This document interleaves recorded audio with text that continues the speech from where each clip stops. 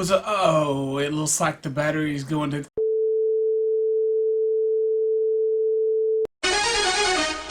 What's up? What's up? Well, it happens. I mean, sometimes the batteries just die. That's part of electronics, and it's part of us too. You ever just need to be recharged? Sometimes we just seem to go, and then we're just wiped out. We have had time to recharge.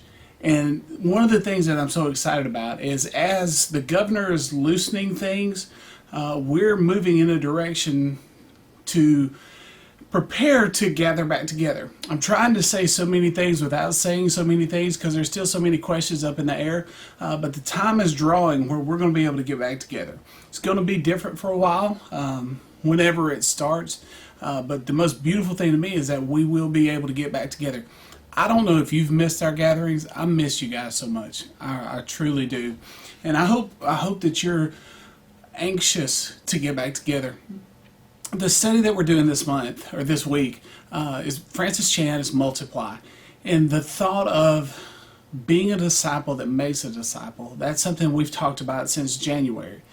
And it's something I take very, very seriously because the last words people say have always been one of those things that I've been intrigued by. If you look at different celebrities throughout the years, just their last words, it's just, I don't know. I'm just fascinated by that for some reason. But some of the last things Jesus told us before he went to heaven was to go and make disciples. I think that's very, very important for us to listen to. He didn't call us to go and save the world. He didn't call us to, well, there's a litany of things that he's not called us to do. But the one thing he has told us to do is to go and make disciples. You love God, and in loving God, you're going to carry out the Great Commission. A lot of people look at the Great Commission and go, yes, our pastors are the ones that are to go and make disciples. That's for everybody. Anybody that wears the name Christian, you have the opportunity and the blessing, but also the obligation to go and make disciples. What does that mean? It means you've got to be a follower of Christ. And it means you've got to invest your life in someone else. And when I say invest your life, I'm not talking about just saying a prayer over somebody. I mean living life with people, going through the ups and the downs with them, encouraging them, letting them be an encouragement to you. Making disciples is what God has called us to do. And I want to challenge you as we are preparing for the time when we do come back. How close are you to God? What's your relationship with God? Have you been doing devotions? Have you been doing a quiet time? We got a very special treat this week from one of our very own Crossroads students that's going to be sharing with us. And it might even be our midweek study. Not sure about that yet. But I'm very excited about what I've received. And I believe that there's more of you out there that have a story to tell.